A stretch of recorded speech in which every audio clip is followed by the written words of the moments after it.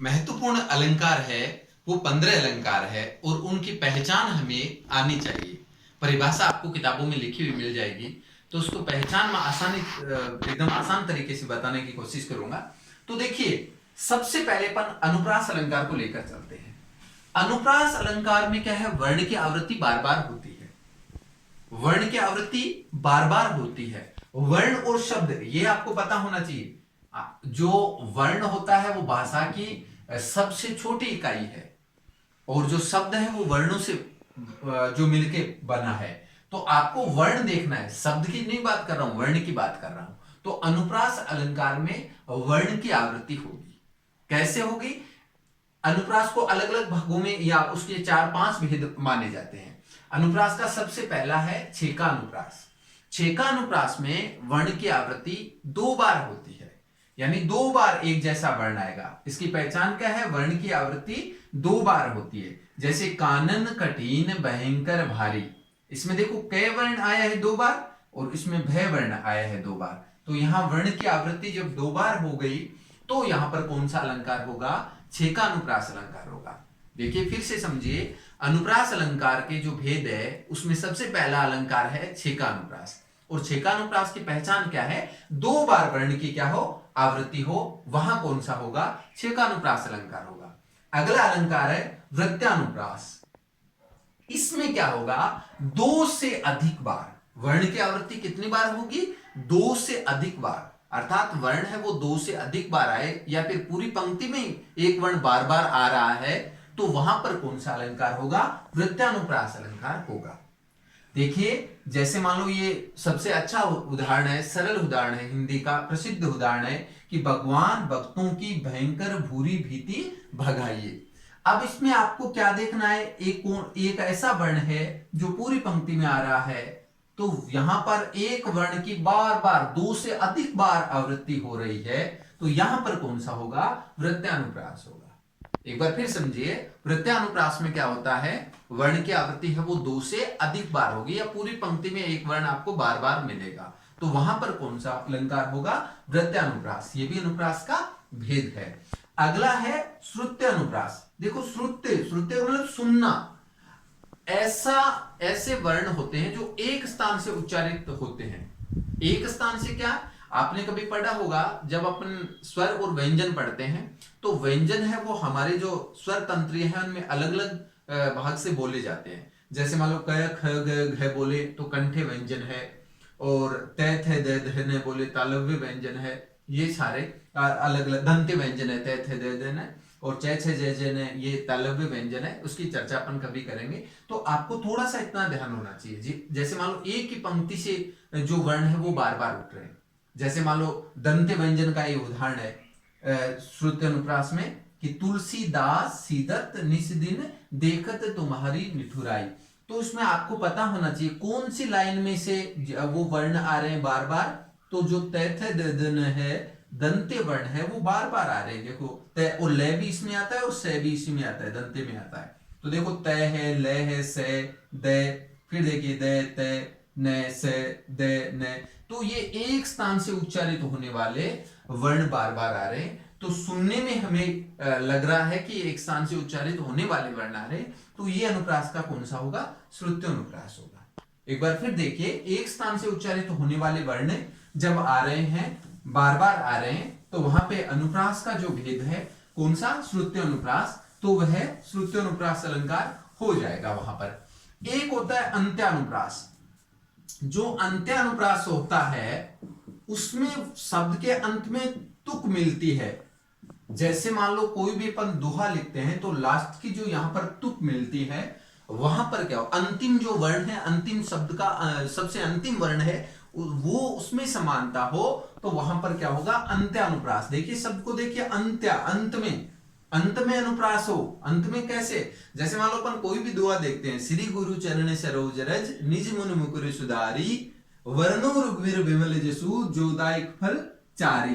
तो इसमें धारी और चारी ये जो वर्ण आ रहा है, जो अंत में उसकी तुक मिल रही है, वहां पर कौन सा होगा? अंत्यानुप्रास होगा। हमें नाम से पता चल गया, रटने की कोई जरूरत नहीं, समझने की जरूरत है। आप नाम पढ़ना अंत्यानुप्रास। अंत्य अंत्य यानी अंत में अनुप्रास आए, पूरी पंक्ति अपन ने पढ़ी और अंत में जो अनुप्रास आया, अंत में जो वर्ण का मिलन हुआ, तो वहां पर कौन सा होगा? अंत्य अनुप्रास होता है। इससे अगला एक होता है लाटा अनुप्रास। लाटा अनुप्रास, लाटा अनुप्रास में क्या है? एक ही जो है पूरी पंक्ति है वो एक जैसी आएगी। आपने कभी ये पंक्ति सुनी होगी, बहुत प्रसिद्ध है कि पूत कपूत तो क्यों धन संचय, पूत सपूत तो क्यों धन सिंचय। मतलब उसका है पूरी पंक्ति एक ही, लेकिन अर्थ इसका थोड़ा अलग निकल जाता है। तो यहां पर कौन सा है? लाटा अनुप्रास। कौन सा अलंकार हुआ? लाटा अनुप्रास। अब देखिए अनुप्रास के बाद अपन चलते हैं, अपन महत्वपूर्ण जो 10 या 15 अलंकार है उनकी पहचान आपको बता रहा हूं, लिखा हुआ आपको किताबों में मिल जाएगा। एक अलंकार होता है आपके उत्प्रेक्षा अलंकार। देखो आपने कभी मैथ यानी गणित पढ़ी है, गणित में आपने सुना होगा, मान लेते हैं जैसे मानो x बराबर 10 है या x बराबर 2 है, तो वैसे ही जो उत्प्रेक्षा अलंकार है उसमें मान लिया जाता है। कैसे मान लिया उसकी पहचान क्या है? उसकी पहचान भी ये है, मानो, मनहु, जानो, जनहु, ज्यों त्यों इव। ये विशेष थोड़ा ध्यान रखना है, उदाहरण अलंकार में जो तो उदाहरण अलंकार में आते हैं। अब देखिए उत्प्रेक्षा अलंकार की क्या पहचान है? ये कहीं पर भी आपको बीच में दिखाई दे, ये शब्द आपको कहीं पर भी दिखाई दे, वहां पर कौन सा होगा? उत्प्रेक्षा अलंकार होगा। जैसे मान लो कमला के कंचन मंदिर में मानो कंत कंगूरा, कमला के कंचन मंदिर में मानो कांत कंगूरा। देखो मानो शब्द आ गया ना, तो आपको पहचान करनी है, जहां आपको ये दिखाई दे वहां पर कौन सा होगा? उत्प्रेक्षा अलंकार होगा। जो है वो उदाहरण में आता है, थोड़ा ध्यान रखना। अब इसको अपन अगर रटेंगे बार बार, जैसे मानो, मनहु, जानो, जनहु करेंगे तो अपन भूल जाएंगे। तो आप इसको किसी गीत के द्वारा या किसी पंक्ति के द्वारा इनको आप एक बार या 2 बार पढ़ लोगे तो आपको ये पहचान याद हो जाएगी। जैसे देखो, मानो, मनहु, जानो, जनहु, ज्यों त्यों इव। एक बार फिर बोलो मेरे साथ, मानो, मनहु, जानो, जनहु, ज्यों त्यों इव। अगर ये शब्द कहीं पर भी आ जाए तो वहां पर कौन सा अलंकार होगा? उत्प्रेक्षा अलंकार होगा। एक आपके होता है श्लेष अलंकार। श्लेष का अर्थ देखो क्या होता है? श्लेष का अर्थ होता है चिपकना। क्या होता है? चिपकना। कई बार क्या है, ऐसे शब्द होते हैं जिसके अनेक अर्थ निकलते हैं। अनेकार्थ जो शब्द होते हैं वो श्लेष अलंकार में आते हैं। हिंदी जगत का सबसे प्रसिद्ध उदाहरण है, आपने पढ़ा होगा, रहीमन पानी राखिए, बिन पानी सब सून, पानी गए न उबरे, मोती मानस चून। तो यहां पर पानी शब्द है, पानी के अनेक अर्थ निकल रहे हैं। पानी के जैसे अलग अलग, जो मनुष्य है उसके संदर्भ में क्या है? इज्जत निकल रहा है। मोती के संदर्भ में चमक निकल रहा है। एक जैसे मान लो साधारण जल है तो मतलब साधारण जल का अर्थ जो निकल रहा है। वैसे बहुत सारे शब्द होते हैं। जैसे मान लो एक ये शब्द है कर है, तो कर देखो हाथी की सूंड को भी कहते हैं, कर हाथ को भी कहते हैं, कर टैक्स को भी कहते हैं। तो ऐसे शब्द जिनके अनेक अर्थ निकले हो या एक शब्द में अनेक अर्थ चिपके हो, तो वहां पर कौन सा होगा? श्लेष अलंकार होगा। इसकी पहचान क्या है? एक कोई शब्द है और उस शब्द के क्या है? अनेक अर्थ निकलते हो। जैसे मान लो एक शब्द है हरि। क्या है? हरि। अब हरि ईश्वर को भी कहते हैं अपन, हरि बंदर का भी नाम हो सकता, हरि बंदर को भी कहते हैं, हरि किसी लड़के का नाम भी हो सकता है। तो देखो शब्द एक अर्थ कितने निकले? अनेक अर्थ निकल गए। तो कहने का मतलब जो चिपका, इस एक शब्द में अनेक अर्थ है वो चिपके हुए हैं। तो श्लेष का अर्थ होता है चिपकना। एक शब्द के अनेक अर्थ निकले, वहां पर कौन सा अलंकार होगा? श्लेष अलंकार होगा। जैसे मान लो रहीमन पानी राखिए, बिन पानी सब सून, और पानी गए न उबरे, मोती मानस चून। अब देखिए जो मोती, मानुष और चून, ये 3 जो नाम आए हैं, देखो मोती के संदर्भ में अर्थ क्या निकलेगा? चमक। मानुष का इज्जत, और चून यानी साधारण जल।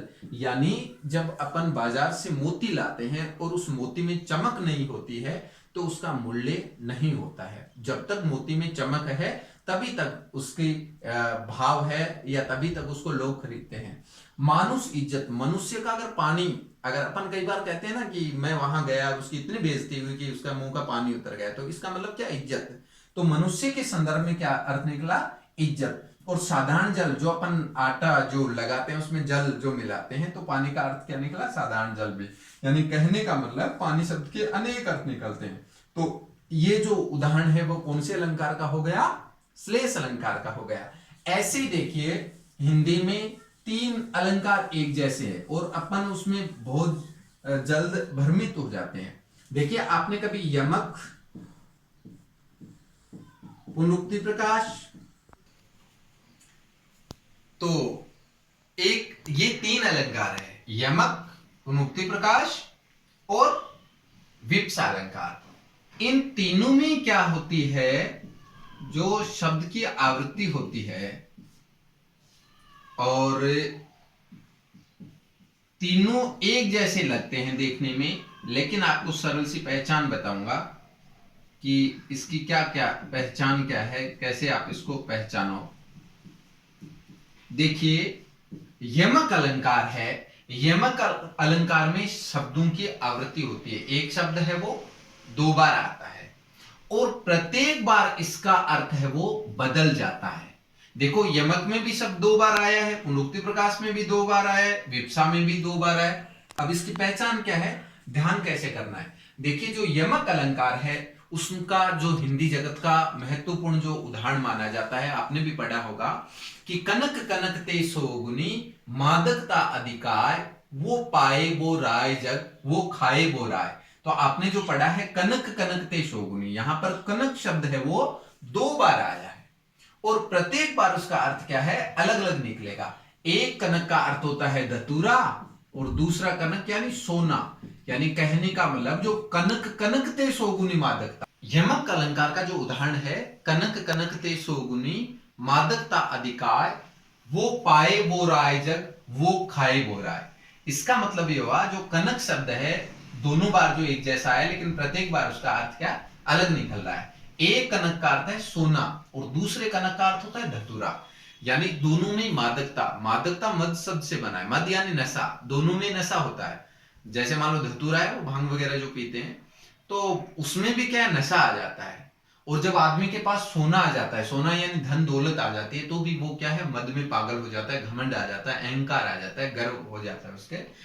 तो जो धतूरे वाला नशा है वो भी पीने से मतलब आदमी बोराय हो जाता है, यानी पागल हो जाता है, और धन आने के बाद भी आदमी पागल हो जाते हैं। इसका नशा थोड़े दिनों बाद उतर सकता है, लेकिन इसका नशा लंबे समय तक, यानी इस नशे को 100 गुना अधिक मादकता बताइए। क्यों? क्योंकि इसका जो है नशा होता है वो उतरता नहीं है। धतूरे वाला तो 4-5 घंटे मान लो उतर जाता है, तो उसकी मादकता है वो 100 गुनी बताइए। तो देखिए कनक शब्द 2 बार आया, एक जैसा है, लेकिन प्रत्येक बार इसका अर्थ है वो अलग अलग है। तो यहां कौन सा अलंकार हो गया, यमक अलंकार हो गया। अब देखिए कोई शब्द बार बार आए और प्रत्येक बार उसका अर्थ वही हो, कोई बदलाव न हो, तो वहां पर कौन सा होगा, पुनरुक्ति। पुनरुक्ति यानी जो उक्ति है, उक्ति का मतलब कथन, पुनरु यानी बार बार, यानी जो बार बार कथन आए, बार बार ऐसे शब्द आए लेकिन प्रत्येक बार अर्थ उसका वही रहे, तो वहां पर कौन सा होता है, पुनरुक्ति प्रकाश अलंकार होता है। जैसे दिन जल्दी जल्दी, धीरे धीरे। आपकी बहुत अच्छी 12वीं क्लास में कविता थी, दिन जल्दी जल्दी ढलता है, हरिवंश राय बच्चन की। तो दिन जल्दी जल्दी ढलता है, तो जल्दी जल्दी धीरे धीरे बार बार शब्द आ रहे हैं, लेकिन प्रत्येक बार उसका अर्थ वही निकल रहा है, बदलाव नहीं हो रहा है, तो वहां पर कौन सा होगा, पुनरुक्ति प्रकाश अलंकार। अगला देखिए विप्सा अलंकार। विप्सा अलंकार में भी क्या है, बार बार आ रहे शब्द है वो बार बार आ रहे, लेकिन विप्सा में आपको छोटी सी पहचान याद रखनी है कि मन के भावों को, जो मन के उद्गार है, भाव है, उनको प्रकट करने के लिए जहां वर्ण शब्द बार बार या शब्द की आवृत्ति हो, वहां पर विप्सा अलंकार हो रहा है। जैसे अपन किसी चीज को देखते हैं तो छी छी, हाय हाय, क्या कर रहा है, तो ये क्या है, सब मन के भावों को प्रकट कर रहे हैं। तो आपको फिर तीनों एक जैसे हैं, लेकिन तीनों में आपको समझना है कि यमक अलंकार में शब्द बार बार आएंगे लेकिन उसका अर्थ बदल जाएगा। पुनरुक्ति प्रकाश में शब्द बार बार आएगा लेकिन उसका अर्थ वही रहेगा, बदलाव नहीं होगा। विवक्षा अलंकार है, ये क्या है, भावों को प्रकट करने के लिए, मन के जो भाव है वो प्रकट करने के लिए क्या है, विवक्षा अलंकार होगा।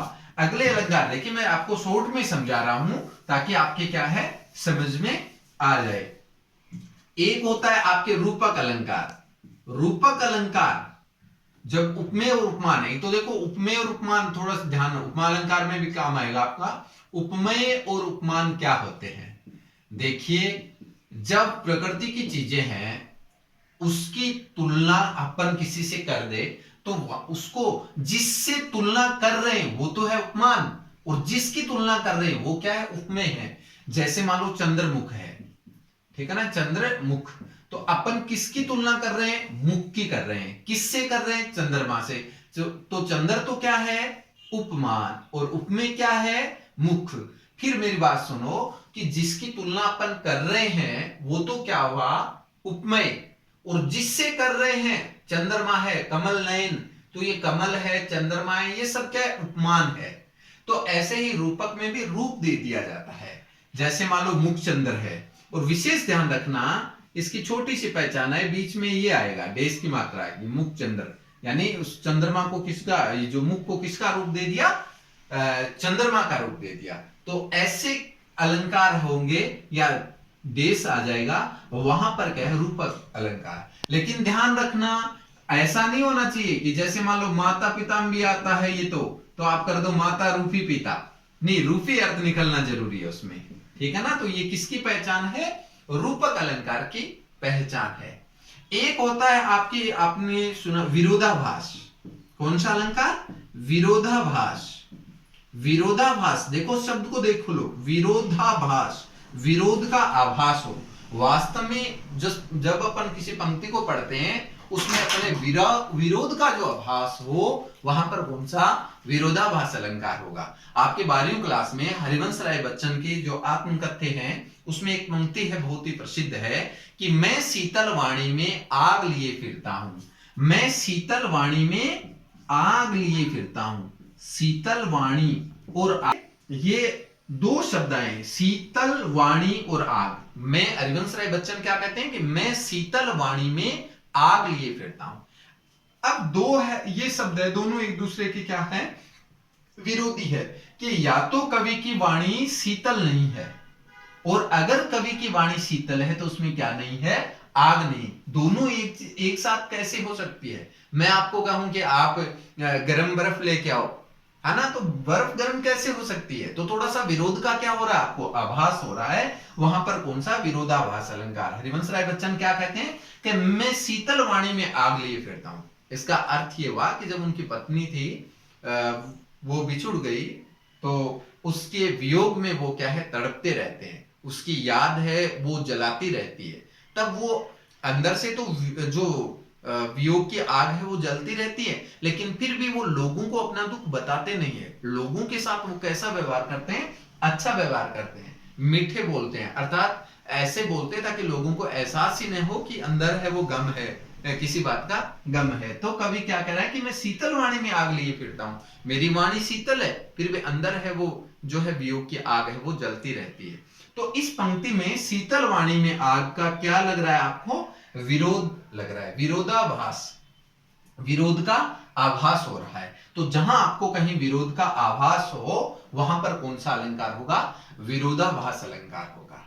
अच्छा, दो एक जैसे और होते हैं आपके अलंकार, एक तो होता है भ्रांतिमान और एक है संदेह अलंकार। भ्रांतिमान और संदेह जो एक जैसे हैं वो थोड़ा सा मैं आपको समझा देता हूं। देखिए दोनों एक जैसे, देखने में हमें दोनों एक जैसे लगते हैं, लेकिन दोनों में थोड़ा सा क्या है, अंतर है। तो देखिए भ्रांतिमान, भ्रांतिमान में क्या है, भ्रांति हो जाती है लेकिन वो अंत में दूर हो जाती है। यानी पहले तो हमें भ्रांति होती है लेकिन बाद में क्या है, दूर हो जाती है। लेकिन जो संदेह है, संदेह में अंत तक संदेह बना रहता है, दूर नहीं होता है। देखिए छोटे से उदाहरण से मैं आपको बताता हूं कि आप जैसे स्कूल से घर गए, और जैसे स्कूल से घर गए, शाम का समय था, थोड़ा थोड़ा अंधेरा हो रहा था, तो अचानक आपको सर्प जैसी कोई चीज दिखी, और जैसे आपको दिखी तो आप डर जाते हो, सर्प सर्प, सांप सांप सांप, भागो। और मोहल्ले वाले आए। अब जैसे मोहल्ले वाले आए उसको मारने के लिए गए, जैसे पास में गए तो पता चला ये तो रस्सी है, और आपको बाद में पता चला कि ये तो सांप नहीं है, रस्सी है। तो पहले उस जो रस्सी थी उसमें आपको किसका भ्रम हुआ? सांप का हुआ। लेकिन बाद में क्या हुआ? दूर हो गया भ्रम। तो इस तरह वो जो भ्रांति हो जाती है, तो वहां पर क्या है? भ्रांतिमान अलंकार होता है।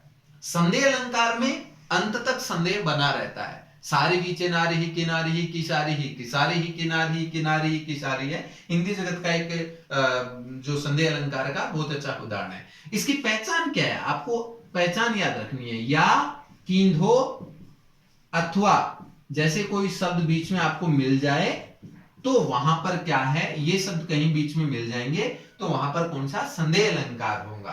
कौन सा अलंकार होगा? संदेह अलंकार होगा। तो इस तरह एक होता है जैसे विभावना अलंकार, आपके 12वीं क्लास में भी है, 11वीं क्लास में भी है विभावना अलंकार। तो विभावना अलंकार में क्या है? विभावना, इसमें क्या है? बिनु शब्द आएगा। बिनु शब्द की पहचान रखना, याद रखना कि जैसे बिनु पैदल पहुंचे, बिनु चले पहुंचे 2 कोसा। तो मान लो बिना चले आप 2 कोस कैसे पहुंच जाते हैं?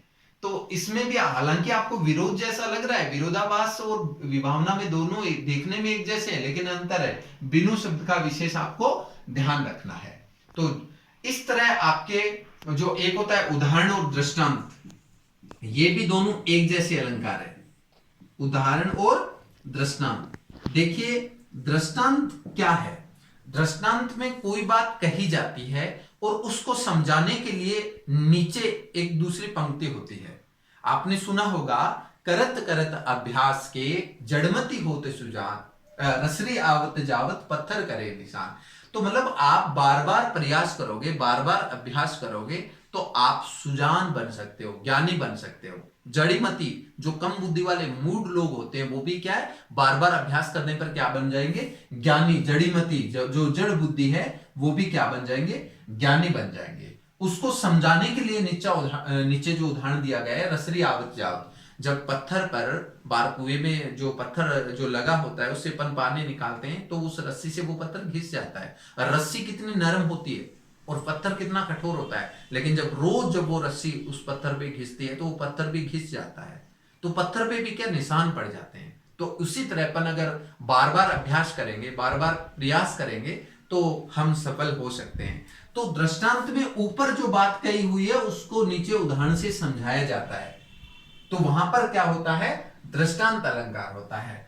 और उदाहरण अलंकार को जो, ये थोड़ा सा ध्यान में रखना, जो शब्द मैंने आपको बताया ना उत्प्रेक्षा अलंकार में भी आता है, लेकिन जो है वो ज्यादा उदाहरण अलंकार में आपको देखने को मिलेगा। उसमें उदाहरण दिया जाता है, जो शब्द आएगा। तो ये उदाहरण और दृष्टांत में जो अंतर है। इस तरह अपन और भी अलंकार है वो छोटे छोटे, उनकी पहचान में अगले क्लास में बताता रहूंगा। और अलंकारों की ये जो मुख्य रूप से पहचान है और आगे फिर पढ़ेंगे। लेकिन एक बार थोड़ा सा ध्यान रखना कि मैं दोबारा जितना पढ़ा है, अनुप्रास अलंकार होता है। अनुप्रास में क्या है? वर्ण की आवृत्ति होती है। अनुप्रास के भेद होते हैं, वो 4 होते हैं। छेकानुप्रास, वर्ण की 2 बार आवृत्ति होती है। और छेकानुप्रास के बाद आपने पढ़ा होगा वृत्यानुप्रास, उसमें 2 से अधिक बार आवृत्ति होती है। श्रुत्यानुप्रास, वृत्यानुप्रास में 2 से अधिक बार जो आवृत्ति होगी। उसके बाद में अपन ने पढ़ा अंत्यानुप्रास, अंत में जो तुक मिलती है वहां पर अंत्यानुप्रास होता है। एक श्रुत्यानुप्रास, जहां एक स्थान से उच्चारित होने वाले वर्ण बार बार आए वहां श्रुत्यानुप्रास होता है। लाटानुप्रास में पूरी पंक्ति है वो बार दोबारा आती है, पूरी की पूरी जो पद आ जाता है दोबारा। उसके बाद में अपन ने पढ़ा था जो उत्प्रेक्षा, मानो मनहु, जानो जनहु, ज्यों त्यों इव, ये उत्प्रेक्षा की है। रूपक में रूप दिया जाता है, देश की पहचान होती है। उसके बाद में अपने 3 एक जैसे अलंकार पढ़े थे, यमक, पुनरुक्ति प्रकाश और विप्सा। यमक में शब्द बार बार आता है लेकिन उसका अर्थ बदल जाता है। कनक कनकते शोगुनी, मादकता अधिकार। वैसे ही दिन जल्दी जल्दी ढलता है, उसमें जल्दी जल्दी जो शब्द है उसका अर्थ वही रहेगा, बदलेगा नहीं। तो ये कौन सा हो जाएगा? आपका पुनरुक्ति प्रकाश। इसके बाद अपन ने पढ़ा विप्सा अलंकार। विप्सा अलंकार मन के भाव प्रकट करने के लिए जो छी छी, हाय हाय ऐसे शब्द आए और मन के भावों को प्रकट करे, वहां पर कौन सा होगा? विप्सा अलंकार होगा। उसके बाद में अपन श्लेष पढ़ा था। श्लेष का अर्थ होता है चिपकना, कोई ऐसा एक शब्द हो उसमें अलग अलग अर्थ निकलते हो, वहां पर कौन सा है, श्लेष अलंकार। रही मन पानी राखिए बिन पानी सब सून, पानी गए न उबरे मोती मानस चून। तो तीनों का अलग अलग अर्थ निकला, तो ये श्लेष हुआ। उसके बाद में अपन ने जो पढ़ा था विरोधाभास, विरोध का आभास हो, विरोध न होते हुए भी विरोध का आभास हो, वहां विरोधाभास। मैं शीतल वाणी में आग लिए फिरता हूं, तो उसमें हरिवंश राय बच्चन की जो पंक्ति है उसमें कौन सा है, विरोधाभास अलंकार है। तो इस तरह अपन अलंकार की पहचान करी और अगली क्लास में अपन फिर पढ़ेंगे। बहुत बहुत धन्यवाद, आपने अपना समय निकालकर जो वीडियो देखा, धन्यवाद।